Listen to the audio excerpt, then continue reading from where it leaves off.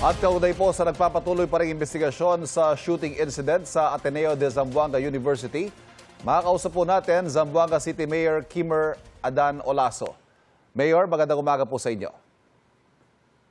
Yes sir, magandang umaga po sa inyo. Sir Ivan, good morning and good morning din po sa mga nakikinig po sa ating ngayong araw na to. Mayor, live po tayo sa unang balita dito sa GMA News. Ano po ang latest, Mayor, sa investigasyon sa nangyaring pamaril sa Ateneo de Zamboanga University? What can you tell us about the motive at sino po ang target kaya nitong batang namaril? Medyo yung bata kasi yung grades niya hindi mataas. Yung parang, although is an honor student, kaso may parang hinahabol siyang grades, no? So yung motive niya is yung teacher. Parang yun ang gusto niyang gantihan. Okay. But other than that, so he was depressed nung binaril niya. Yung isang teacher doon na hindi niya natamaan. So nung medyo hindi niya nakuha yung gusto niya, lumipat siya sa ibang classroom. And naghanap siya, sino-sino lang binabanatan, di ba? So yun, natama yung isang bata. At of course, napuruhan yung isa, nabalikan niya pa. Then yung isang babae rin natamaan din sa likod. Then actually dalawa yung natamaan ng balang baril. And how do you know this, Mayor? Sino po yung nakausap niyo? Nakausap niyo na po kaya yung magulang nitong bata? Yeah. We talked to we discussed, siyempre nandun yung city director natin, nandun yung kapulisan natin, so nag-usap po tayo sa kanila. And we asked the people na nag-download it happen. Of course, the family they want privacy for now. Hindi pa natin nakakausap yung pamilya, no? They want privacy. So, they don't want to talk about it muna. So, wag muna natin istorbohin. Understood. Nabanggit po ni Vice Mayor Climaco dito sa isang interview from a news report yesterday, the city will implement stronger measures to protect schools. Ano ho ito mga stronger measures sa ito at nalaman nyo na po ba kung paano naipasok sa loob ng eskwelahan ang ginamit na armas? Not one, Opo, but two. nalaman po natin na siyempre naipuslit nila yung armas kasi siyempre these children, they know better than us, especially sa school nila. Kasi, alam mo naman, diyan po sila nag-aaral and parang bahay na rin nila yung school. So definitely, alam nila kung saan pwedeng ipasok yung baril. So yun, naipuslit nila doon hindi siya dumaan sa sa front door, yung talagang sa nag-check up sa likod sila duman, pinuslit nila yung baril doon and hindi na rin na-control ng school yun. Siyempre, siguro may lapses of security. Kaya nga, we're asking the school to investigate properly paano na ilusod yan. E kung makikita nyo naman yung school, yung sa mga readings ng school, medyo malalapad-lapad. So, pwede mo na talagang ipasok yung baril. But we're still investigating kung sino yung mga kasama nito. Malamang may katulong to. Hindi to pwede niya gawin na mag-isa lang.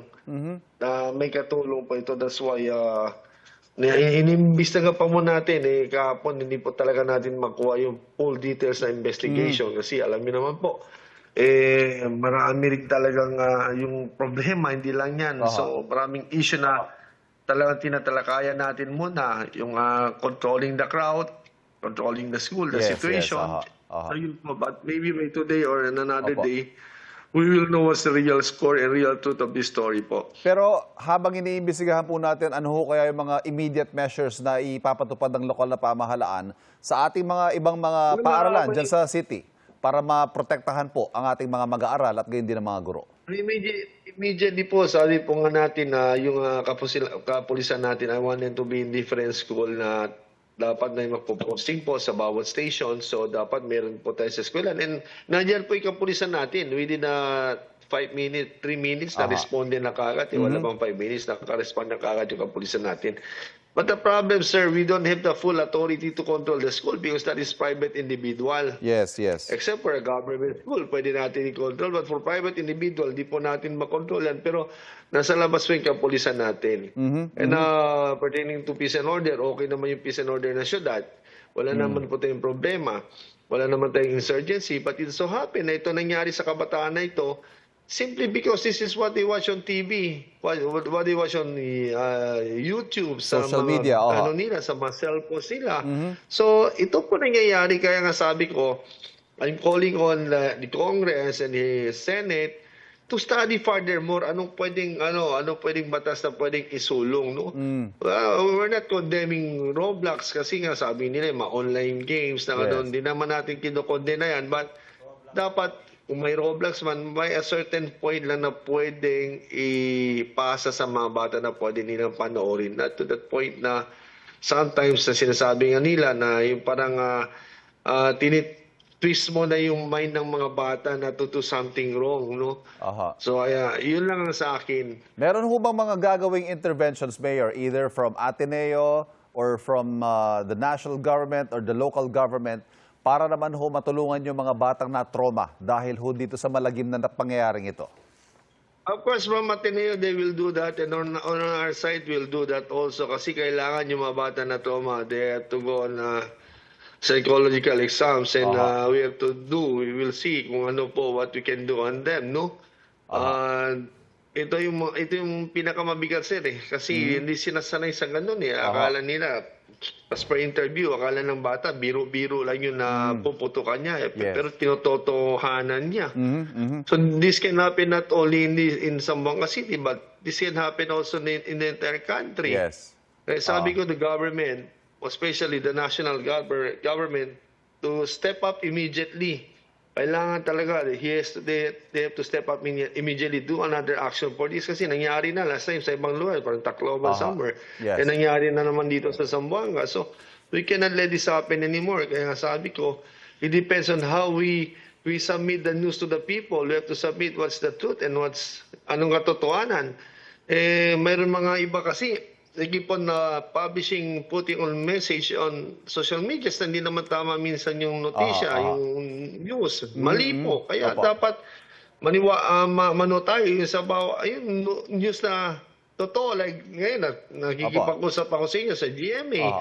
And I'm very happy kasi alam ko, bawat notisya na nilalabas yun is pang katotohanan lamang. Mayor, given all that, please address your residents dyan po sa Zamboanga City na maaring nakakaramdam po ng pangamba, ng takot dahil po sa nangyaring ito. Go ahead, sir.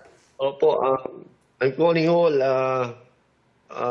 na di mio residencia del mio amabile città di Zamboanga, no mo se enemigo de ustedes alcalde, Mayor Kimera Danolaso, Takio, kasi kita todo esfuerzo para na datong lugar. Ginagawa natin ang lahat for Zamboanga City. I want Zamboanga City to come up someday.